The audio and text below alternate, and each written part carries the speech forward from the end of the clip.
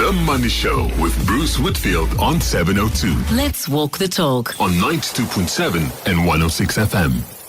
The Money Show brought to you by ABSA Corporate and Investment Banking, awarded Best Bank for Financing in Africa at the Euro Money Awards for Excellence. Good evening and welcome to The Money Show.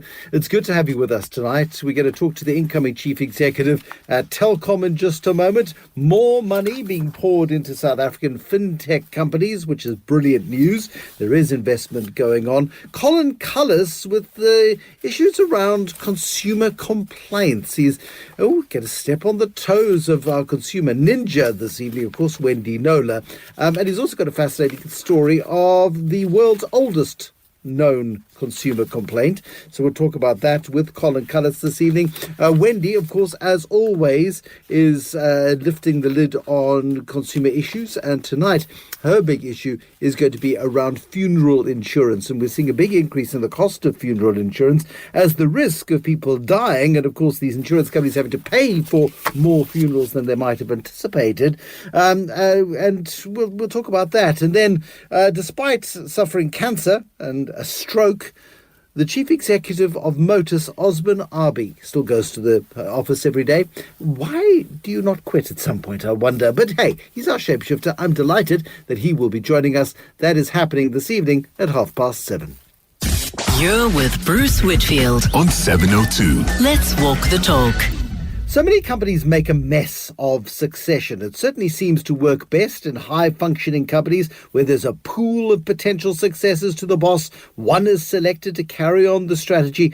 Of course, that's rubbish in a dysfunctional business as well, because often you get the mistakes being repeated and amplified by successors. But it is good to see Telkom picking one of its own to succeed Sipho Maseko, who announced recently that he will be stepping down a year from now. The head of its consumer business, Serame Takubong, is taking over in July next year. When you joined Telkom in 2018, Serame, was this the sort of golden chalice that was hung out in front of you saying, if this works out, then my job is yours, Serame?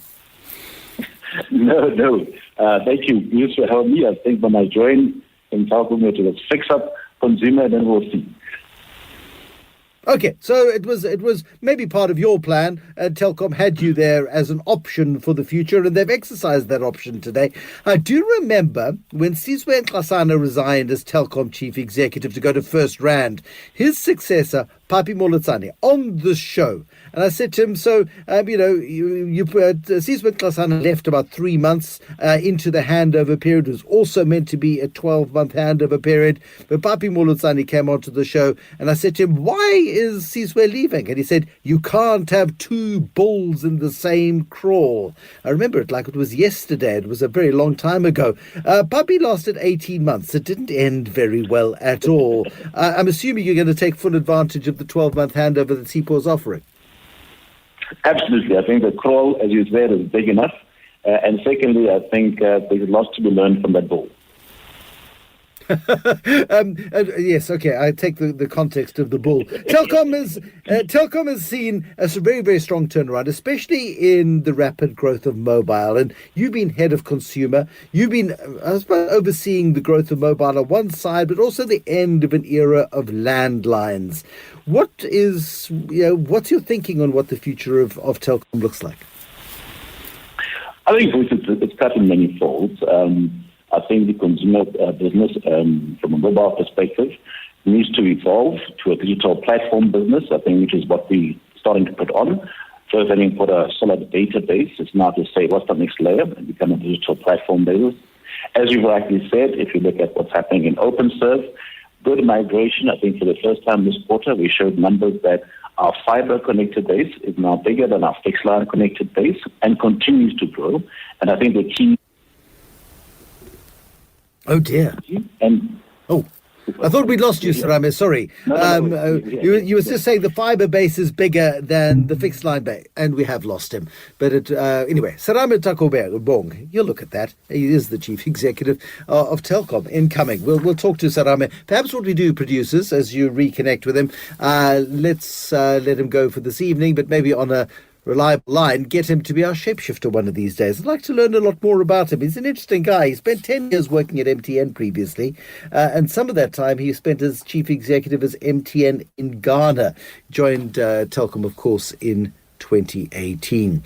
Well, not long ago, all print media was going to be dead by now. And don't get me wrong, I mean, most print is in serious trouble, and in most places, it really has got lots of problems. But the biggest problem being that most old media companies are still struggling to create business models that allow them to succeed in the digital age. The New York Times, though, has probably been the world's biggest success story in terms of its transition from the physical newspaper into a dual strategy of continuing to produce the physical newspaper, which people love to hold and read and feel, but also growing online and growing its digital strategy dramatically. Now, the New York Times today, I saw some really interesting statistics. It's this massive media outlier. It's used the digital revolution to expand its reach globally, and it's hit 8 million paying subscribers. This is critical because you can subscribe to as many websites and as many services as you like, but the moment they ask you to pay,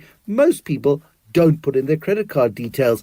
8 million people are prepared to put in their credit card details and are prepared to pay for that content, which is such good news for the future of quality journalism. They do expect to have 8.5 million people subscribed by the end of the year. And it came out with quarterly results today, and it is reporting nearly $1 billion in cash. So the New York Times, which at one point looked like it was going to go the way of the dodo, has successfully transformed. Well, another day and another chunk of money being thrown at a South African startup. Last week, it was more than R1 billion to Yoko. And today, we see the insurance disruptor Naked announce R140 million investment from the Naspers Foundry, which also has in recent years put money into Sweep South, amongst others. Naked is a digital insurance platform. It offers consumers cover, instant cover, cars, homes, content, standalone items. It really is a good example of how if you take simple insurance products, and in a world where so much insurance is commoditized, they seem to be carving a sweet spot for themselves. I'm hoping to have Fabian Waite join me, the head of Naspers Foundry. I'm hoping somewhere in the ether, Fabian, you're there. Good evening. I am. Good evening, Bruce. How are you doing? Excellent, Fabian. How many investments have you made to date? So Naked Insurance marks our seventh investment to date from Naspers Foundry. That's nice to see. How much capital has been poured into these 7 investments so far? So to date, we've deployed around 400 million rand. 400 out of a cash pile of how much? How much have you got at your disposal, Fabian? I'm just asking for everybody else who's thinking, hold on a second, these guys are investing, and you're quite a rare commodity nowadays. I'm curious as to how much you've got, how much access you have to capital. Yeah, so Naspers Foundry was initially capitalized with 1.4 billion rand, and out of the 1.4, we've deployed 400 million rand to date. Okay, I mean, it suggests then you do have room for further investment. A lot of people already rattled in South Africa right now about the future. I think we always rattled about the future, but particularly after the riots of recent weeks, is that not dissuading you, putting you off, causing you to pause and reflect before engaging further? Yeah, I think that's a good segue into why we're bullish about the insurtech space in South Africa. And I think if you look at our investment activity over the last few weeks, this is our second investment into the insurtech sector. And really, there's 3 reasons we're bullish about the sector. The first one is it is a large sector. So the short-term personal insurance sector in South Africa is worth about 60 billion rand in premiums annually. Secondly, to date, we've seen limited digitalization within that sector. And so we see a significant opportunity for further digitalization. And then finally, it's a large sector, but in truth, right, more than 2/3 of the cars on our roads are not insured. Exactly. Right? So insurance penetration is low. And we're hoping to change that through technology. Technology and we're perhaps. excited. Yeah, I mean, there's always the opportunity, I suppose, and maybe Alex Thompson, better for him to come in at this point, the co-founder at Naked Insurance. I mean, are you hoping at some point, Alex, that you're going to have insurance becoming compulsory, at least third-party fire and theft insurance becoming compulsory, which on a platform like yours would be easy to sell? Yeah, hi, Bruce. Yeah, look, I think that, the question of whether car insurance should be compulsory has done the rounds in this country for a long time. And I mean, that's certainly not something that we're banking on at all. But it certainly does have an impact on many people when they find themselves, on the wrong side of an accident. And so our aim really is to expand access. And we think that with, using technology, really reducing the entry costs, like the sort of minimum amounts people need to pay to access insurance, we can do that, and go a long way to kind of, getting the same outcome as one would have with compulsory insurance. I mean, probably 2-3 years since we first met and we chatted about Naked. You were in the very early stages of setting up. You and your business partner being consultants at EY. You'd been consulting to insurance companies. You'd been advising them. You'd been guiding them. You'd been saying this is the way you should be doing it. And they weren't really doing it, as Fabian suggests. There hasn't been much digitization of short-term insurance in South Africa. So you went and just built your own based on your own advice. I mean, that is the short part of the story, isn't it? As always, Bruce, you've got a great memory. That's a great summary of it. And I think that the investment by Naspers Foundry into Naked, reflects the progress that we've made in doing that, and the resonance that we're seeing in the market that this thing is genuinely needed. I think as we've said before, there are a lot of doubters. People, that you still hear it a lot today, that people are convinced that you need to speak to somebody before you buy insurance. And I think we're seeing quite clearly that isn't necessarily the case, but you've got to do it in the right way. It's got to be really understandable, simple, quick and easy, not something with super complexity and, something that requires, extensive study to understand. That's the mission that we're on, is to make this product much easier for people to work with. I mean, the idea of underinsurance and exclusions when it comes to insurance and proper declarations, all of that stuff that makes people of a certain age feel a lot more comfortable dealing with a broker, either over the phone or face-to-face with masks on. In this digital world, how do you ensure, yes, that people are properly insured, with ensuring that they answer the questions properly and appropriately? Because often people might think to themselves, well, if I answer this way, I'll get a lower premium, and they might end up diddling themselves out of a claim one of these days. So there's a lot in keeping things simple and clear, in the way in which things are articulated. So if you go through our quoting process, for example, you'll see that there's minimal jargon. It's really upfront. It's very difficult to kind of argue your way out of it and say, no, well, I didn't know what you meant. We tried to make it as simple as possible. And, we do provide, even though it is a digital product, we do provide a lot of support to people. So we've got a very skilled team of people that do help out where there are questions. And I think that technology also offers, the ability to kind of close the gap between what's going on, in the person's, let's say, home, if they're trying to figure out, what's the value of my contents, and the actual product itself. We can communicate directly, easily. We for example, ask our customers to, take some photographs of their stuff so that we can get a sense, and we can make sure that there aren't going to be surprises at claim stage. That's a big part of our mission, is making sure that when people buy cover, they know exactly what they've got and what they don't have, and that they don't get to the claim stage and then discover, oh my gosh, no, I didn't have cover for this.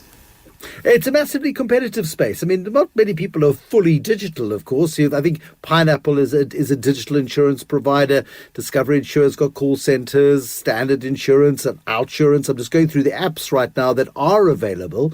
But it's an increasingly competitive space, isn't it? Insurance worldwide is always competitive. As Fabian was saying, it's a big market, and it's a much needed product. It has massive social value. What we're doing that we believe is unique in this market is that we are digitizing the entire value chain of insurance, right? So it's not just about how you buy the product; it's also how you use the product and how you claim. So for example, on our app, apart from just buying and claiming and those sort of things, you can actually go and make changes to your policy live. You can go and, for example, update your address or change the regular driver on your car. I mean, that's normally, a phone call and a long process, and everything is completely transparent and clear on the app. And so, we're going deep with that. We're really looking at every element of how insurance is built traditionally and asking ourselves the question, how can we make this faster, easier for the customer, a better experience, and also, really importantly, how can we make it a more affordable product? How can we take cost out of the system and pass that on to our customers? Because, it's, none of us want to pay more than we need to for something like insurance. No, it's the ultimate grudge purchase. And as Fabian was saying, 2 out of 3 cars on the road are not insured. It's a flippin' nightmare out there. It really is. How far does 140 million rand go in the digital insurance business? Like I said, I think it's a really strong validation for us, and we're very excited about what we're going to be able to do. Although we've done a lot in terms of digitizing insurance, we've got a lot further to go, and a lot more we want to do, as I was saying, to really make that experience for customers really amazing. And we want to get the word out, Bruce. I think still too few people in this country have even tried our products. It's 90 seconds of your life to get a car insurance quote. And we want more and more people to try it and to realize, how much better insurance can be. And with Naspers Foundry's help, we believe we're going to be able to do that. Alex Thompson, the co-founder of Naked Insurance, and Fabian White, thank you, the head of Naspers Foundry. Welcome. Thank you for joining us on The Money Show this evening. The Money Show. The markets. Markets were up on the day, just a fraction, but hey, a fraction up is better than a fraction down. We saw a bit of a recovery in Naspers and Prosus, and we'll talk about that in more detail with Paul Theron coming up later. He's the managing director at Vestac, to just how worried or not you should be about the rows and ructions happening in that sector. But today, results out from Liberty, Chris Stewart, and the huge burden that's been placed on South Africa's life insurance companies in terms of the claims that we're seeing, much, much higher than had been originally expected. Yeah, good evening, Bruce. Results out of Liberty today confirmed, I guess, what we had been expecting, and that is that the pandemic reserves that the insurance companies had taken, particularly around the potential for excess mortality claims related to COVID, have proven to be insufficient. And, we saw negative mortality experience over the period, as well as incremental reserves being created for expected future additional mortality claims. And that took Liberty's operational earnings down quite materially over the period. Well, insurance companies are designed to gather premiums and, when necessary, to pay them out. In times like this, though, in the case of a pandemic, are they sufficiently well capitalized to cope with whatever scenario is thrown at them, I wonder? Yeah, Bruce, I think one needs to look at the size of the additional reserving being required in the context of the capital resources of the insurance companies themselves. And, whilst it might precipitate a negative impact on earnings, we did in fact see Liberty over this period, despite having created these additional reserves, still adding to profitability, electing not to pay a dividend at this stage, and as a result of that, their capital resources will in fact increase, despite the fact that they're creating these reserves. So solvency, I don't think at this stage is anything to be worried about at all, but it is having a major negative impact on earnings, which would, to be fair, have been even worse had we not had relatively supportive asset markets, which obviously boosted the portion of earnings that's attributable to the return on shareholders' funds. Tell me about you saw in Nedbank today. Well, Nedbank putting out a trading update just a few minutes ago, and if one looks at Nedbank's trading update, it's pretty strong. They had indicated to the market initially earlier in the year that earnings would be up more than 20%. There was no real information in that. They also indicated a little bit more recently than that earnings would be up more than 100%, and there wasn't really much information in that either, given the base effect, the very, very weak earnings that we saw in the first half of last year. However, this evening they are committing that earnings will be up between 145 and 150%, and that means that earnings are going to be somewhere between R10.73 and R10.95 for the first half of this year. And, if you take a typical, I've just gone back and looked at the last 15, 16 odd years, excluding last year and the year before, because they were very strange years, at the average first half, second half earnings split that Nedbank typically delivers. And that's something like 47% in the first half, 53% in the second. If you take the midpoint of their guidance and use that kind of split, we're talking a number somewhere around 23 Rand, which compares very favorable to the 18 Rand the market's currently expecting. Even if you don't give them that benefit of the doubt and say that, let's say, 50-50 split of earnings in the first half and the second half, it's still going to be, somewhere around 21, 22 Rand. So it looks as though the market's going to have to bring their earnings up for Nedbank specifically, and I would imagine this is going to get the whole banking sector going. I would surmise that this is not idiosyncratic to Nedbank. I think we're going to find most of the banks who deliver earnings in the next few weeks for the first half of this year look like they're going to surprise the market quite positively, Bruce. There are two aspects to this. I mean, things clearly were not so bad in the first wave of COVID when they were forced to take provisions and not pay dividends to hold on to capital. And then the recovery has actually been better than expected. And so they've taken these big provisions and then the recovery has actually outpaced what was expected. So you almost got a double positive effect in there. Yeah, I mean, without being too dull, and I've been accused of being dull in the past, but IFRS 9 is an accounting standard that makes you take a lot of the pain up front for the potential bad debt impact that you think you're going to see.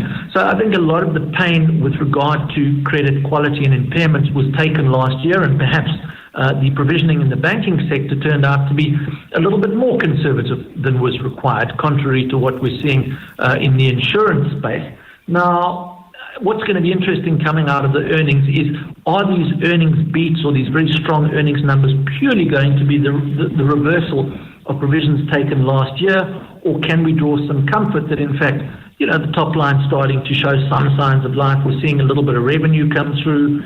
We're seeing continued decent cost control amongst the banks. And as a consequence of that, some of the bottom line beats are not just a function of provision reversals, which the market may look through and say, well, that's all well and good, but what about next year? If we can see some sort of asset growth coming through, perhaps margins holding up a little bit better than expected, and that driving, a positive revenue surprise, I think that will be more than enough to get the sector going. Shareholders weren't very happy with Telkom when Sipho Maseko announced that he'd be stepping down in July next year. But the succession plan seems to be clear. The succession plan seems to be solid. The succession plan has been thought through. We just spoke to Sir Ahmed Takubong, who's going to be taking over a year from now. And it feels like a really natural fit. Yeah, and it's good. I mean, there's a long transition period, which is always encouraging, particularly when you've got a very favoured CEO leaving. It's nice to know that there will be a good handover period. The results coming out today, Telkom at the same time announcing their trading update for the first quarter of their financial year. And if I look at that, perhaps a little bit light on the revenue side. Market initially not finding much favour in it, closing fairly neutral by the end of the day. But revenue at 3.5% looks to me a little bit light, and that's a function of, I think, two things. One is the consumer division seeing slightly lower mobile services revenue. We've got a very high base that they're lapping last year. We were at the height of the COVID-related lockdowns. People using lots and lots of data, lots of airtime last year. And off that higher, very high base, perhaps the revenue growth in the consumer division disappointing a little bit. And BCX also looks a bit light to me, and that's perhaps as a result of low business confidence and the deferral of IT spend impacting negatively on their revenue. Chris Stewart, Portfolio Manager at 91. The Money Show with Bruce Whitfield is brought to you by Absa Corporate and Investment Banking, collaborating with our clients in the pursuit of excellence. That's Africanacity. Absa is a registered FSP. I'm not for a moment poo-pooing Eyewitnesses News' lead story at 6:30. Quite to the contrary, keeping an eye on overheads is an absolutely pivotal part of running any business.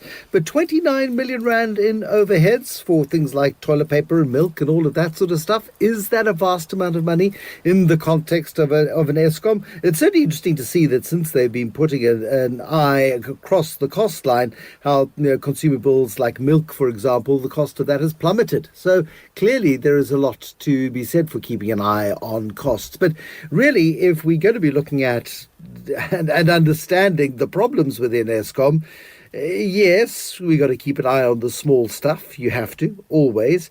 But surely it's the coal contracts. Surely it is the diesel contracts. Surely it is the disastrous bills on Medupi and Kusile, which Medupi came to market finally with the last of its units this week, but still it's only working at 65% capacity or thereabouts. There's so many far bigger and more fundamental issues within Eskom than the 29 million, I beg your pardon. So used to Eskom and billions, 29 million rand in things like toilet paper and milk and that sort of stuff. Critical, yes. But there's some big ticket items we need to keep an eye on there. Coming up on the next Money Show, personal financial advisor, executive director at Galileo Capital, Warren Ingram, to talk about whether or not you should put your money into stock markets when there's instability, or do you hold on to the cash and pray for better days? That is a big focus on the next Money Show. Plus, we've got Pavlo Fatidis with small business and Nick Haralambos tips on side hustles next time on the Money Show. You're with Bruce Whitfield on 702. Let's walk the talk. The Money Show is brought to you by Absa Corporate and Investment Banking, awarded Best Bank for Financing in Africa at the Euro Money Awards for Excellence. Welcome this evening to David Munro.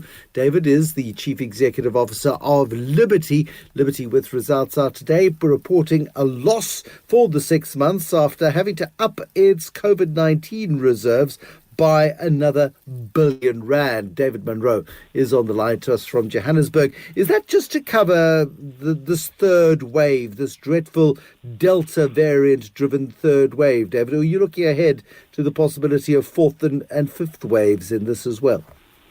Yeah, good evening, Bruce, and thanks for having me on your show again.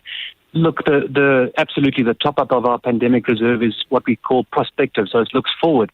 And we haven't yet, as Liberty and as the industry, really felt the impact of the third wave. We've seen the spike of infections, and we've started to see the very elevated mortality that will follow. But that will take time to work its way through the system. And so, yes, we're preparing for that impact. Our pandemic reserve following the top-up stands at about 1.5 billion rand. And we think that will get us through, based on the information that we have and based on all the models that we run, we think that will get us through the third and fourth waves. And we think that should then really seal the fate of the pandemic. The critical point here, Bruce, is the impact and the incredible effect that the vaccinations can have if we can get this community in South Africa vaccinated. And we are, very strongly supportive of that. And the current acceleration in vaccination in the country is very, very positive in our minds. It's massively encouraging, isn't it? I mean, we're seeing getting closer to the president's sort of stated target of 300,000 doses a day, which is way overdue and very, very necessary. Will you consider incentivizing in terms of premiums or premium reductions or premium holidays, people who are fully vaccinated versus those who are not, or perhaps load the life insurance policies of people who simply refuse to take the prophylaxis of a vaccine? Yeah, Bruce, I mean, this is an issue that's driven with, ethical considerations. And until you've got a community that has had equitable access to the vaccination and everybody in society has had that chance, it's very difficult to draw these conclusions. But certainly in insurance industry, in a business like ours, you try to figure out the risk factors that will help you price as effectively as you can for the risk that the customer, that the client represents. It's fair to the customer themselves, but it's also fair to everyone else that you're providing the service to. That's sort of how insurance works. So one has to think quite deeply about how positive and powerful the vaccination can be. Has it been made available to everybody? And also, how do you make sure that it's fair for those that are either, unable to take the vaccine for medical reasons? So there's some quite tricky ethical issues underlying what seems like a pretty basic question. But it is a topic of discussion, no doubt. Oh, for sure. It has to be. It has to be something that you think very carefully about. We haven't, made any decisions in this regard, and I think it's important for us to make sure that everybody in our country has had a chance to be vaccinated and been, as I say, equitable access has been granted to everyone. I mean, this is unprecedented. When the last pandemic hit, which was in 1919, Sanlam was a fledgling company. Old Mutual had been around for a while, but they wouldn't have had nearly the sort of issues to deal with as 21st century insurers have had to deal with, because, with all of your actuarial assumptions, I'm not too sure that necessarily this was, regarded as an imminent threat. Well, I think in a funny way, actually, it is, Bruce, because when we think about the capital that we hold in a business like ours, the models that we run and stress our balance sheet and the risk that we run on what we call a 1 in 200 year event, making sure that we've got sufficient capital to survive an event like that. The pandemic is really a 1 in 100 year event. As you point out, the last one was in 1919. And if you look at our capital ratio, we still very strong capital coverage ratio of 1.73 times. We've had to take, we did 3 billion for the pandemic last year. We've taken $1 billion again this year. But our capital remains very, very strong. So actually the models that we run to make sure that we are financially strong embed these kinds of shocks in them. So you may not have called out the coronavirus, but certainly the way that you think about running the business and protecting the business and all of its stakeholders has these thoughts embedded in it. Are you looking forward to getting back into the Standard Bank fold? Standard Bank recently announced it will be making an offer to minority shareholders, and it's a very generous premium. A lot of people, I think, will snap it up in an instant. You are from the Standard Bank fold. Of course, Standard Bank has been the controlling shareholder at Liberty for a very, very long time. What sort of timeframes are you looking at to sort of heading home? Not that it'll change anything on your daily basis, but shareholders do matter. No, absolutely. And as you say, it won't really change anything for me immediately. We have to run Liberty properly, and that's my role. But in terms of timing, we should be issuing the circular within the next 6 odd weeks, I think. That then requires about 4 weeks for us to convene the special general meeting and the scheme meeting to take place and shareholders to vote. And as you say, I hope that it is supported by the market. That's really their decision to make. Once we've got the scheme meeting done, we've got to make sure that we get all the regulatory approvals processed and give fair time for all that to happen. I think that this is, unlikely to be a Q4 of this year. It would be nice if it was, but it's probably more like a first quarter of next year type event, Bruce. David Munro, thank you, Chief Executive Officer at Liberty Holdings, taking that decision, of course, to take extra provisions when it comes to dealing with COVID-19. 702. SMS Bruce On 31702.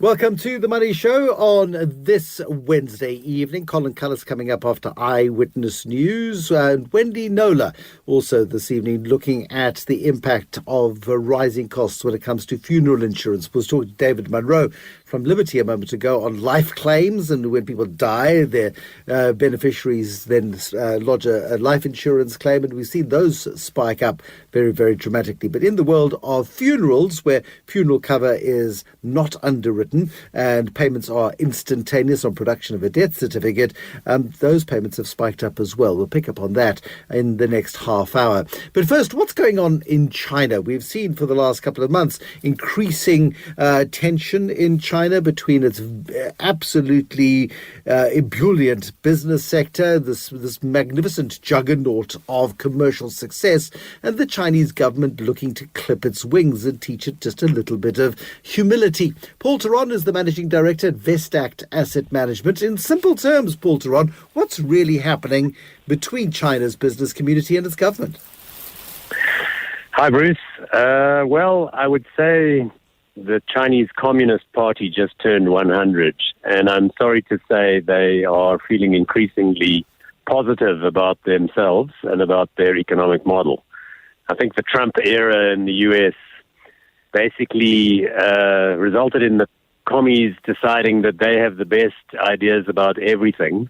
And in some senses, I think it's indicative of their desire to assert themselves. So they've pushed back against Jack Ma. We will have all heard that story, but they're now also insisting that no Chinese company should have the ability to collect data about, online activity that isn't shared with them.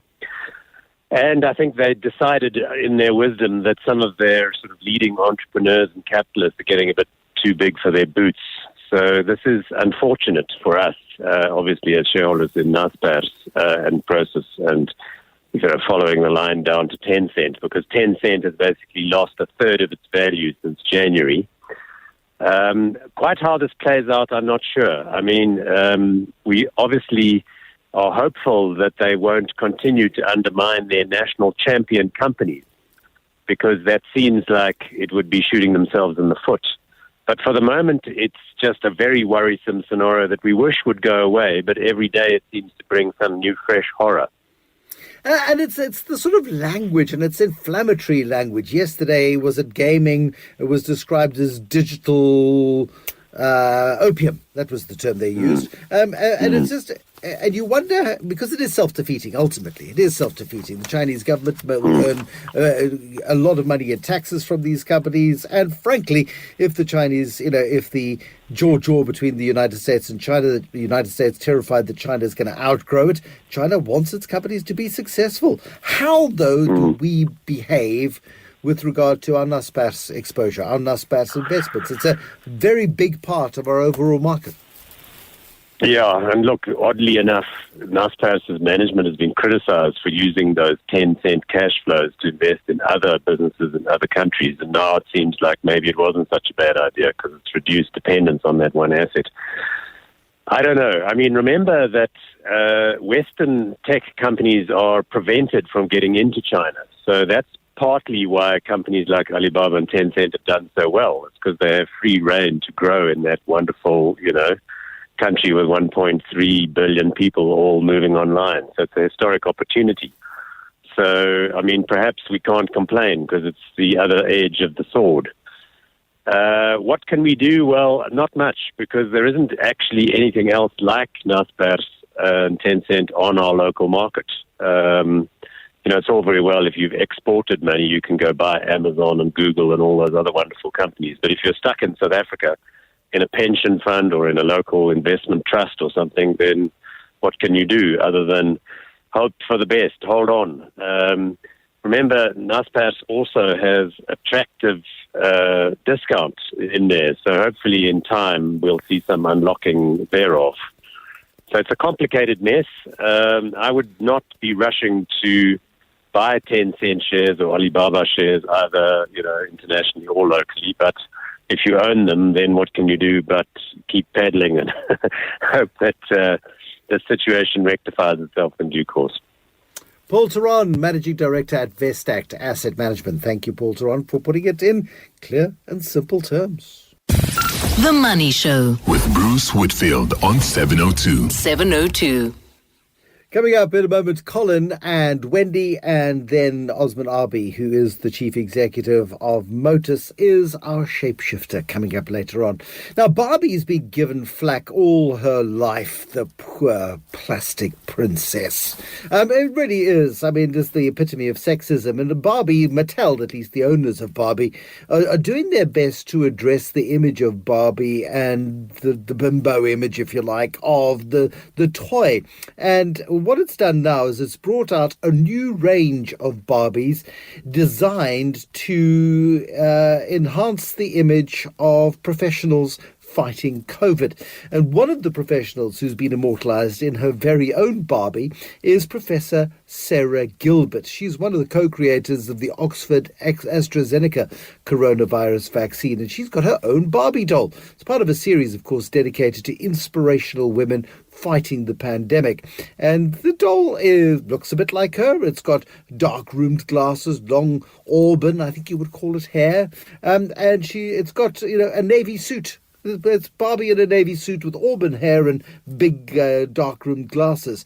And Sarah Gilbert, it was wonderful. If you watched Wimbledon a couple of weeks ago, the celebrity visitors are announced on the loudspeakers, and Sarah Gilbert is announced as in the auditorium or at the courtside. And there's this wonderful moment where, in true British style, people just start clapping. Nobody whistles and cheers. There's just this really beautiful clapping in acknowledgement of her role in fighting the pandemic. And it was just a glorious moment. And it is nice that the Mattel, who make Barbie, say, yeah, you know what, let's pay tribute to people. And The Guardian saying that, quoting a Barbie spokesman, a Mattel spokesman, saying that Barbie recognizes that all frontline workers have made a tremendous sacrifice when confronting the pandemic and the challenges that it heightened. So, yeah, lovely story there. It's nice to see the professionalism of individuals being recognized in the popular world of kids' toys, because it really is. Kids' toys are influential, massively so. Business unusual this evening on The Money Show. We'll talk about that in just a second. And, of course, The Money Show is, as always, every evening. It is brought to you by those nice people at ABSA. The Money Show at ABSA Corporate Investment Banking, awarded Best Bank for Financing in Africa at the Euro Money Awards for excellence. The Money Show Business unusual. with Colin Cullis. And brought to you by Workforce Staffing. Is your business simply surviving, or are you thriving with Workforce Staffing's leading agile staffing solutions? Colin Cullis with Business Unusual this evening. Can we have a device that measures customer satisfaction, or is it yet another one of these dreadful tools designed to take our human interaction with the companies who we pay vast amounts of money away to further and further away from us? There are thankfully devices. In fact, the issue in the past wasn't that there was a lack of devices. There was almost too much stuff. We completely over-egged and got overcomplicated with it. And thankfully, over time, we're realizing that simple is better. In fact, less than simple. Taking things away is the way to go. And when I started looking at this particular story, it was on the basis that, we're in a pandemic and everybody keeps talking about growth. And most of it is sort of based on saying, well, you've got to find new customers all the time. That's not to say that's not true, but quite honestly, getting a current customer to come back more often is probably just as valuable. But usually when I do start having a research about these things, I typically know nothing about them. So down rabbit holes I go. And in this particular case, when I went to try and have a look at a bit of the history for it, I expected to be, back in the 50s. I seem to remember the money-back guarantee was invented by John Wanamaker in the 50s, which turned out to be a very good move. And so I figured it'd be somewhere around about there with big box stores and big retail kicking off, and then the data stuff. And found that while customer satisfaction is a relatively new thing, customer unsatisfaction is positively ancient.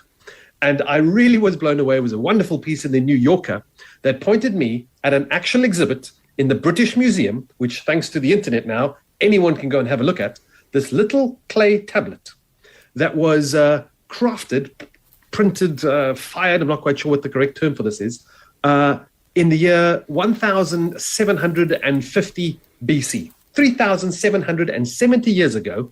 This person, in what is modern-day Iraq, had fired off a tablet to their copper ore supplier to say, one, the ore was of poor quality, and that the route that they had chosen saw the voyage take a much longer time than it should have. The first customer complaint that we have recorded goes right back to antiquity. I can't say if there was a reply to it. Perhaps the supplier's in crate was full, but thankfully we are still hanging on to it. And for Isn't it the most marvelous thing? It's available online, and I'm sure you'll post a picture of it. And you shared the picture on our Money Show group earlier today. And I went, good, there's a consumer complaint written in stone. But Wendy Nola responded saying, people still complain on tablets to this day. It was beautiful. That was a good one. But just to try and imagine, because I had no idea what was happening, what the news of the day would have been 3,700 years ago, but people were still discussing how beautiful the hanging gardens of Babylon were. Woolly mammoths were still on the menu, and China, as you were discussing Tencent and all those things just a few moments ago, had just kicked off the Bronze Age. That's how long ago that was. But back to the future, as it were. In our business, of course, we're encouraged to get new listeners to tune in. But we also want to ensure that current listeners stay tuned in a couple of minutes longer, make sure they tune in every day. And while our listeners might not say it's the best thing for them, the greatest compliment I think they could ever give us is that when they tell us that they were listening to something in their car, let's say, and they got to their destination and were planning to get out, but because of what they were listening to on the radio, they just couldn't. And the reason why I find myself currently in what otherwise would be Wendy's territory is thanks to Heikki Venananen, who I've very definitely not pronounced correctly. He's a Finnish entrepreneur who, as a teenager in the late 90s, was looking to buy some gadget in an electronics store and couldn't find any help. And more than not being able to find any help, he didn't know how he could go and complain about the fact that he couldn't find any help. What I can tell you at the time is that while he would have had a mobile phone, the mobile web wasn't invented, so he needed to physically go and find somebody out. And of course, being Finnish, it being the late 90s, he definitely had a Nokia. And it was part of the sort of path that he went on. He became a computer programmer, a coder, and he started writing games for mobile phones. And with the rise of Nokia and their presence in the country and how well it did, he turned out making himself a fair bit of money.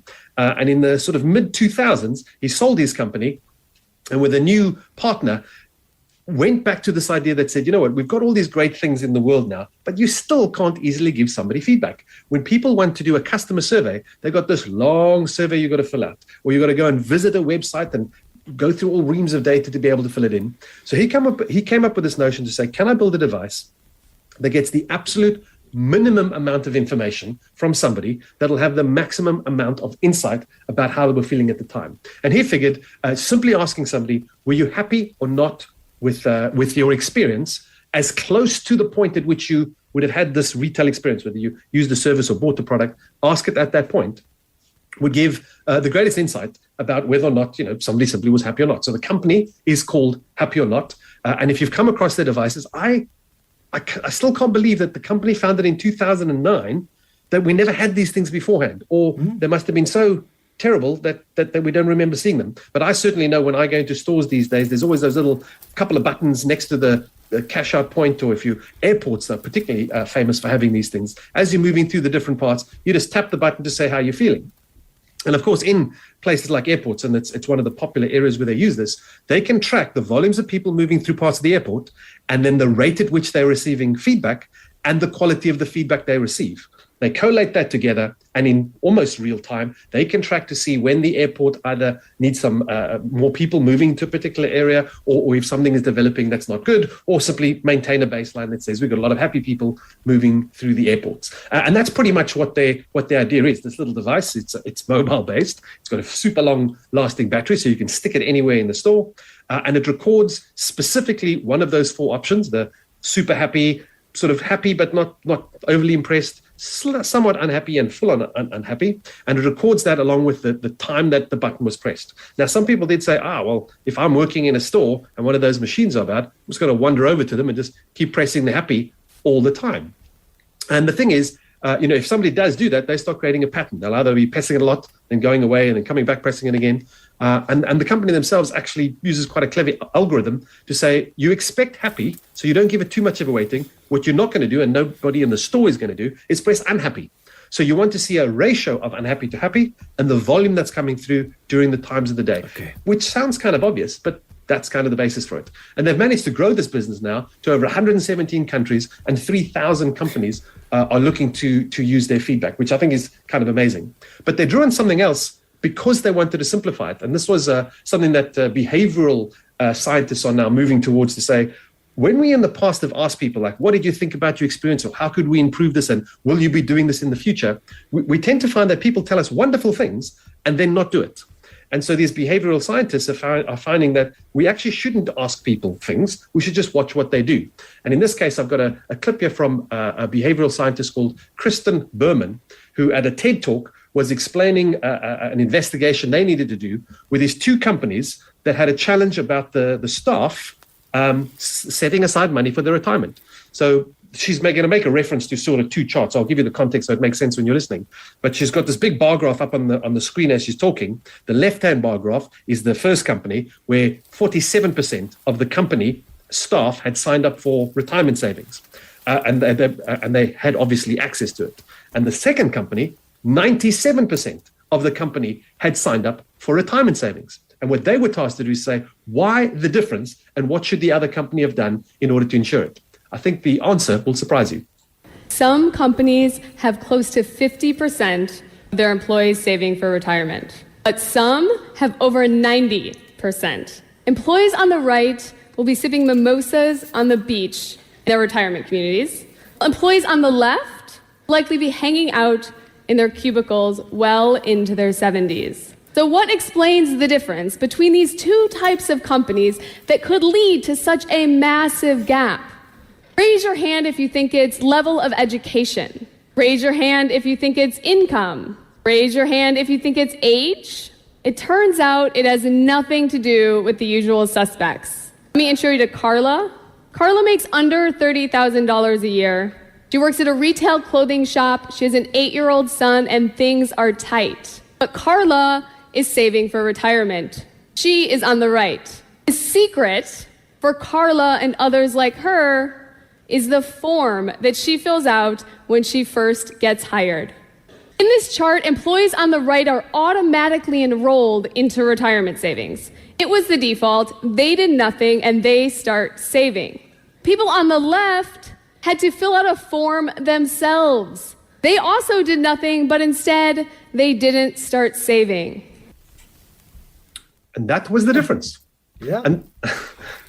And this is where you wind up with these sorts of forms. So companies that are thinking, well, I'm sure let's give our customers, let the customers decide. That's actually not the thing you want to do. You want to remove all those pain points. You remove as much stuff that a company needs to do that you possibly can to make sure that the things that you would like them to do and the things that ultimately they would want, you should make it easier for them. I put a whole bunch more examples and illustrations that there's a fascinating one with a furniture store that they managed to do. But in conclusion, I went on to Twitter ahead of the show and used the exact same sort of happy emoji type balance between the very happy emoji right the way through to the unhappy emoji to find out how the Money Show rates with the people who follow us on Twitter.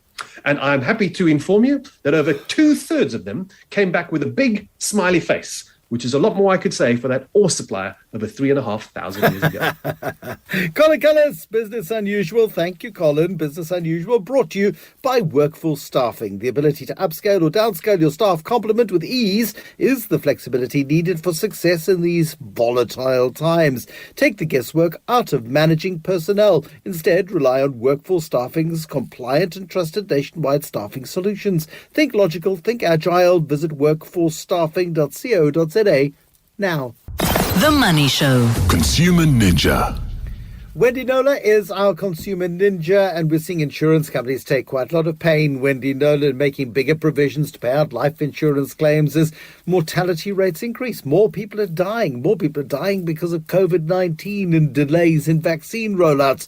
It's not surprising, therefore, to see the cost of funeral insurance going up. Indeed, Bruce. And I sort of engaged with the issue this last week because I got an email from Pumi to say that she's with Hollard. She's had a funeral policy with them for 10 years. And up until March this year, her premium was 656 Rand per month. She's got both her parents on the policy. Then she had her, you have your annual increase. So that happened in March. It was her anniversary a month. So then it went up to 720 Rand, and she was kind of expecting that. And then suddenly she got a 30-day notification that from August this month, it's going up again. So it's now 826 Rand. So that's 170 Rand increase since March. And she said, this is even legal. Is there anything I can do to prevent this second premium increase? So I thought, okay, first port of call, the Financial Sector Conduct Authority, FSCA. And they said, well, yes, the Policyholder Protection Rules does allow it. It's part of the Long-Term Insurance Act, provided that the premium payable under a policy it can only be done if the policy allows for it, right? So there needs to be something in the terms and conditions that allows for it. So I went, and it needs to, that term needs to say what the frequency would be at which, how often they would increase it, and also under what circumstances this review will take place. Right. So, and they said that they'd engage with Hollard about it. So I went to Hollard, and Warwick Bloom, who's Group Head of Internal Marketing and PR, said, unfortunately, Hollard's had to implement a premium increase as a result of mortality experience exceeding expected experience. In other words, more deaths than they were expecting across our entire funeral portfolio over a period of more than a year. At least a portion of this would have been as a result of COVID-19 related deaths, he said. Interestingly, the second increase for the year only applies to its direct business, but that is the largest part of its portfolio, and but not to the entire funeral portfolio, effective at 1st of August. And interestingly as well, Bruce, while COVID-19 may have had an impact on mortality over the last 24 months, the re-rating is made with a view to future mortality patterns. In effect, we expect at least some of the deterioration in mortality to extend well beyond the pandemic phase of COVID-19, which is why we've increased future premiums. And as to Pumi's case, they have a clause in their terms and conditions which says Hollard may increase the benefit premiums from time to time by giving you 30 days written notice of such increase.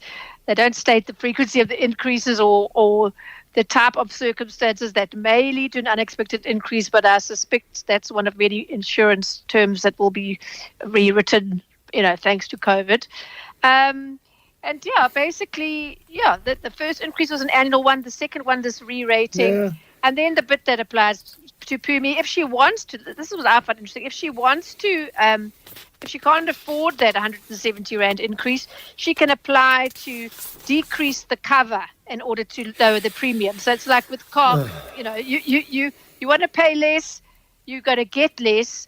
Pumi told me that she definitely intends to do just that. But yeah, so, are we going to see more modest funerals as a result? Because I don't think this second increase of the year is going to be imposed by Hollard only, or perhaps the others will stick to an annual increase but make it a much higher one. I wonder, Wendy. Are people going to cut family members off? And I do think that South Africans spend far too much on funerals. It's a cultural thing. I get this, and so often I wonder if we treat the dead better than the living, and people go into debt to give their relatives a good send off. And I understand the cultural sensitivities around it, but I mean, Bloomberg did a study and says we're the fourth most expensive country to die in. Japan, China, Germany are more expensive. But I wonder how much of that is fueled by relatively affordable funeral insurance.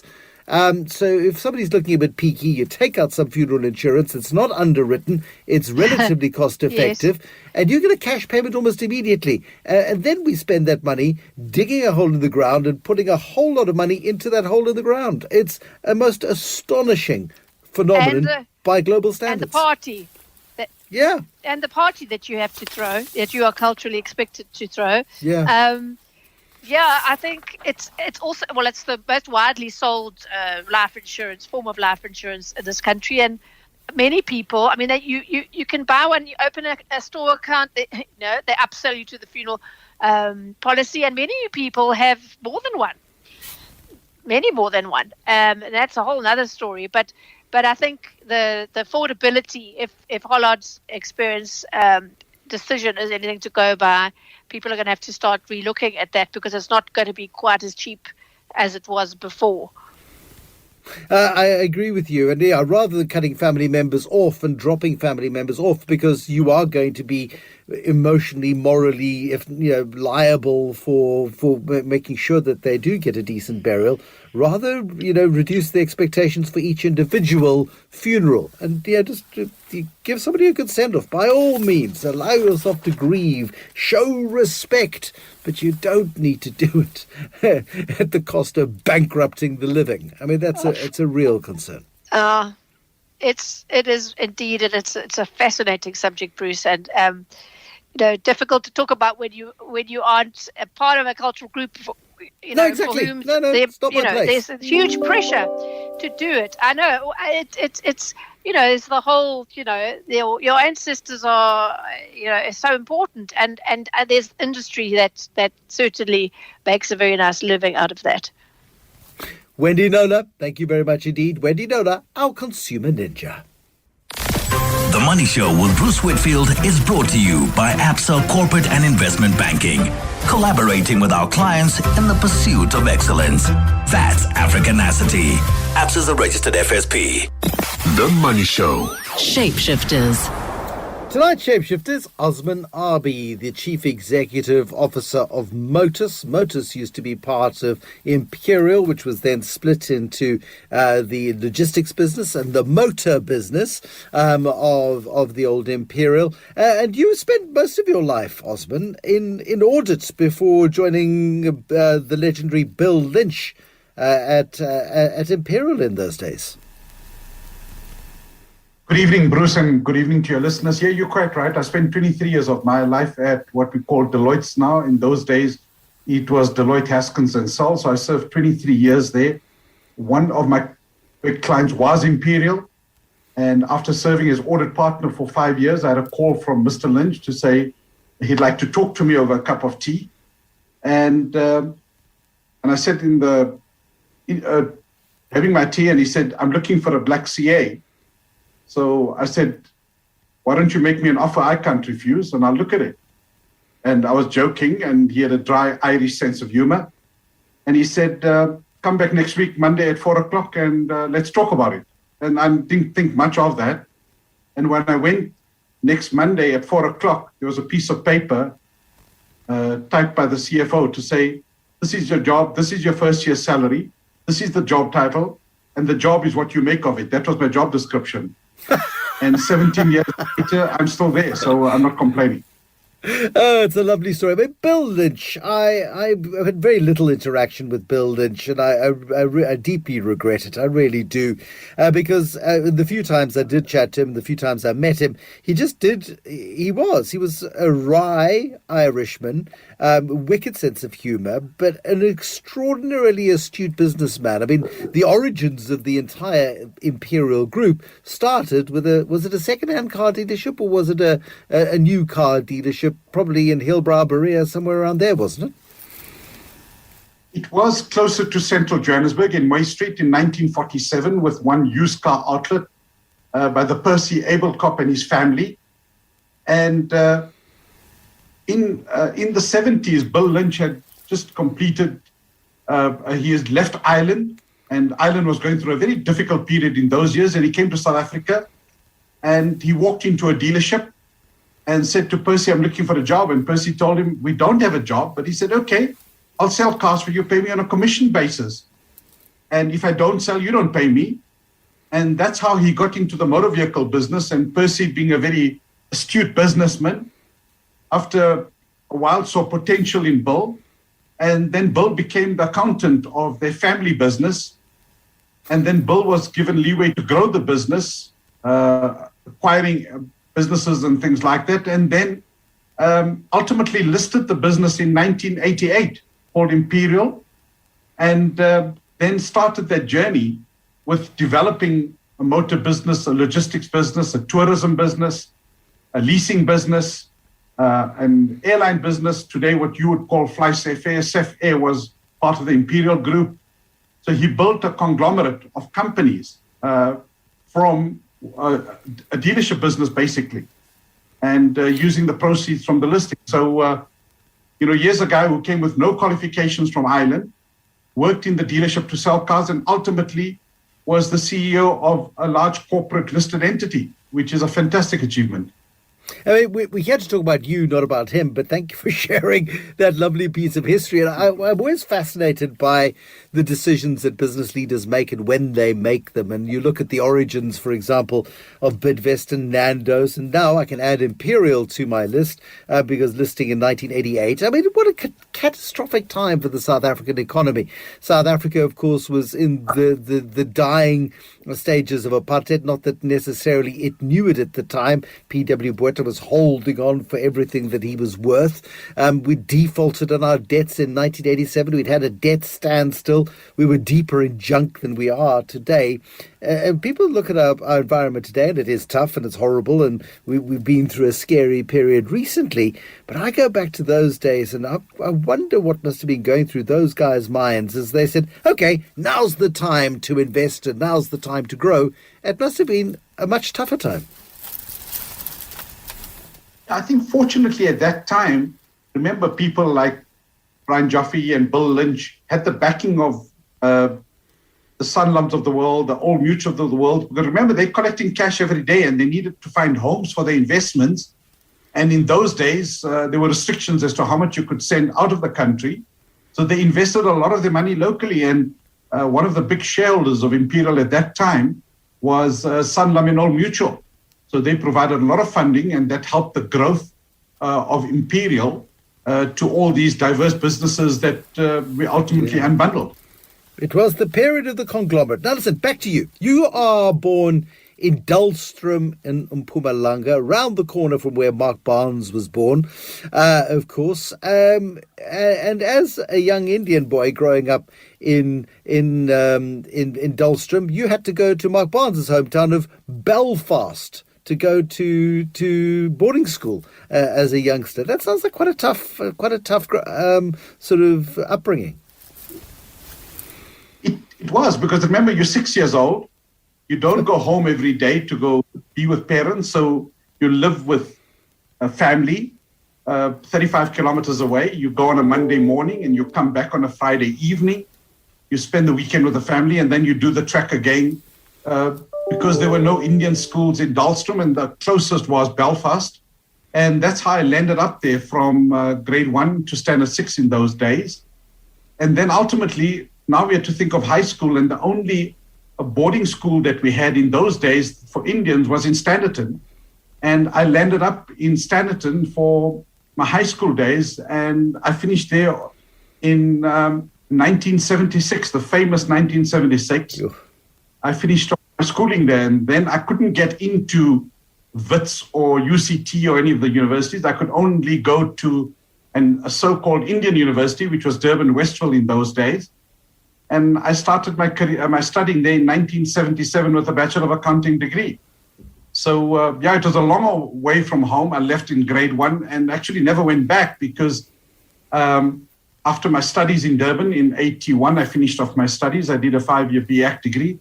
And in 1982, I was very privileged that I could join Deloitte Haskins and Sells, which at that time in 1982 was the only big 5 audit firm. You remember in those days there were 5, not 4 and 3. There were 5 audit firms, and we were very privileged that Deloitte & Touche started hiring people of color. And we were a number of us that got into articles with Deloitte, with one of the big firms. And that was my journey for 23 years as a senior audit manager and partner for most of my life at Deloitte, where the experience, the clients, and the interaction with staff was fantastic. But I mean, it feels in some respects like a million years ago, and I'm sure in your mind, just like yesterday, the levels of discrimination, the limits on choice, the restrictions on movement, the very basic human rights that we take for granted today just denied the vast majority of South Africans at the time. Yeah, when I tell my children about it, they think it's a joke because they grew up in a very different environment. But the scars of the past were there. In those days, I used to go by train from Standerton to Durban, and there was only one second-class coach that used to travel from Joburg to Durban. And sometimes because you come in Standerton and not Johannesburg, you don't get a place to sit. Yeah. And as a result, you can, but fortunately, you were friendly people at that time, and they'll make you sit next to them for the next 10 or 12 hours. So, those are the growing pains that we went through. And then you go to university, you went to an Indian school, go to an Indian university, and the first time you work with white people is in 1982. At Deloitte, it's your first interaction with people of a different race, different culture, different backgrounds, which was quite daunting in the first 2-3 years because you're not used to it. You don't know how to work in that environment and operate with people that grew up in a very different space to you. But we're South African, we're resilient, we make it happen, and it was the beginning of our journey.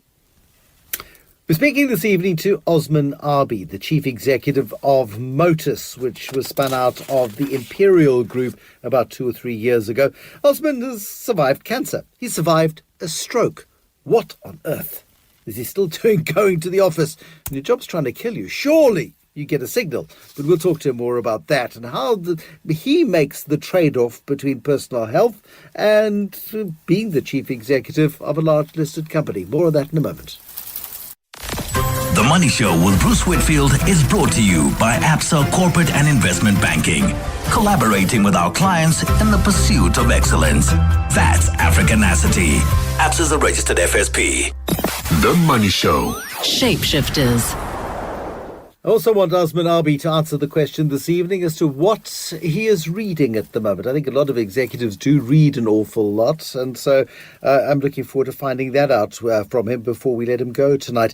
You've been quite ill, Osman. I mean, a lot of people, having taken 6 months off to recover from cancer, you've even had a stroke, would say, hold on a second, perhaps it's time to go and play bowls or garden or play golf or, well, you can't go travelling, but, plan our travels or something along those lines. What keeps you going to the office each and every single day, despite the health scares you've had? What happened in 2018, we were busy preparing Imperial for the unbundling of Motus. And I went in for a routine checkup and they picked up colon cancer. And that was on the Tuesday. And I told the guy, look, we're going into a year end. And how long will the op take? Could you pause the cancer, please? Yeah. So I went in for the op on the Monday, thinking 2 weeks' time I'll be back. I'll get into the year end and start working on the unbundling. And I went in for the op on the Monday, and the Wednesday I had a stroke. Oh. So by the weekend, I was diagnosed to have a stroke, and within 10 days I came home, couldn't use my right arm or my right leg. So I went walking, I came back in a wheelchair. Ugh. And got heavily into physiotherapy, occupational therapy, which my wife assisted me with because she's trained to do occupational therapy. Got a physiotherapist. I started coloring books, writing my name 26 times a day, playing with rice and money and all sorts of things to get the muscles going. And I was very privileged at that time that my chairman, Graham Dempster, and our non-executive chairman, Oshi Tugendorf, kept on visiting me, encouraging me, and telling me that I will get better, it will happen. And in November, within 5 months, we listed Motus. That was my first outing to the JSE to have Motus listed. And you can imagine that there was so much unfinished business to be done now because I worked very hard with Mark Lamberti to work on the unbundling. Now the unbundling's happened. And unfortunately, I got ill, but that was my motivating factor, is to get back into the business, to see my benefits of the unbundling and make sure that we grow this business as a motor business. And touch wood, I mean, if we look back with COVID, despite that, we still have a business that's 17 billion rand in market cap. So the motivation of people, the family, and my personal ability to wanting to get back into the business helped me, and God's been great to me. And I got back and here we are, fighting the fight, selling vehicles and still continuing to grow shareholder value. I mean, a lot of people would say it's not worth the stress. I mean, operating a business in good times is stressful enough. But, no sooner do you get back to work and the unbundling happens, then COVID happens. And what is it, the month of April? Not a single one car was sold, I think, in the whole of South Africa during April last year. And it just must have been, that level of stress must have been very significant. It was. But by the same token, once you've taken on a challenge, you've got to deliver. And I was very privileged in the group to be working with a young bunch of very agile and entrepreneurial leaders who, in fact, in the last week of March, we had our exco. It was the first time I used Teams because we were in lockdown. And we said, my opening statement to my exco was, this is not Accounts 301 or it's not an MBA course. We've got a problem. We've got assets, and we will be closed for maybe 4 weeks, maybe 2 months, we don't know. So all I can tell you, when we get back, we've got to convert our assets into cash. While we're doing that, please communicate with your people, look after your people, talk to your customers. And I was very privileged that they did all that. They continued talking to people. We promised people that they will be paid their full salaries for March and April and May.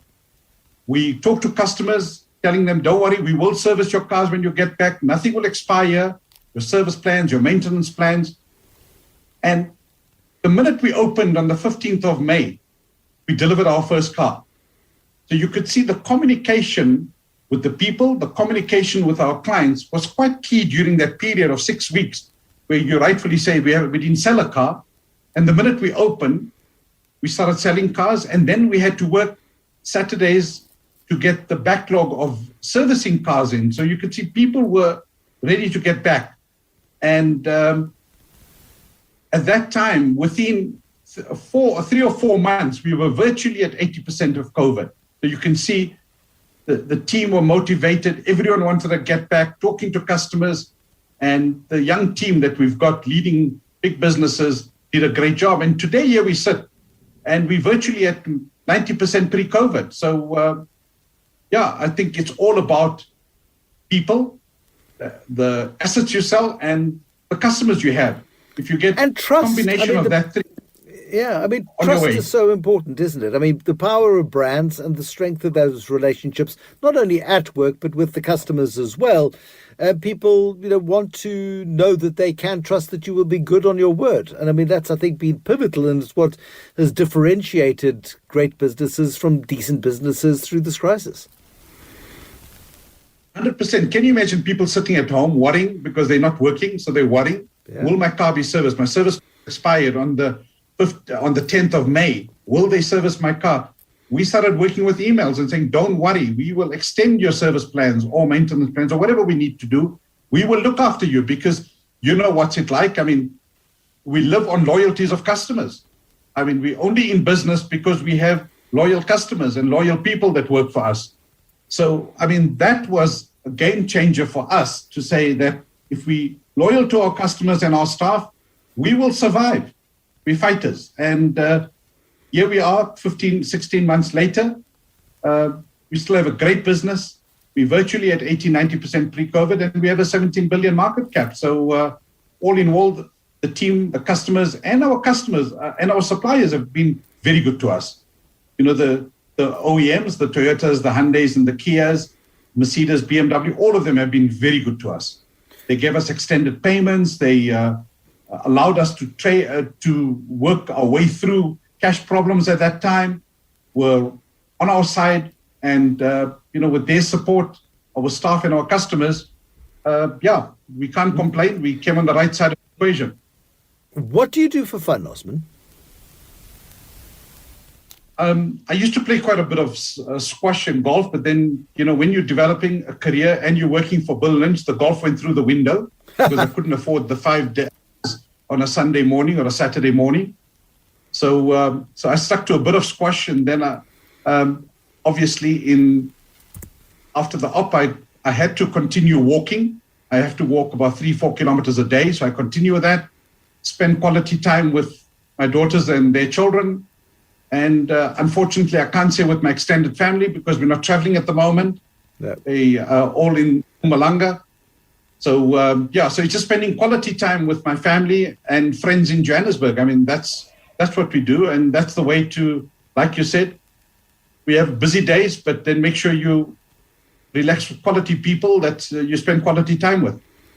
Do you read? Are you a reader?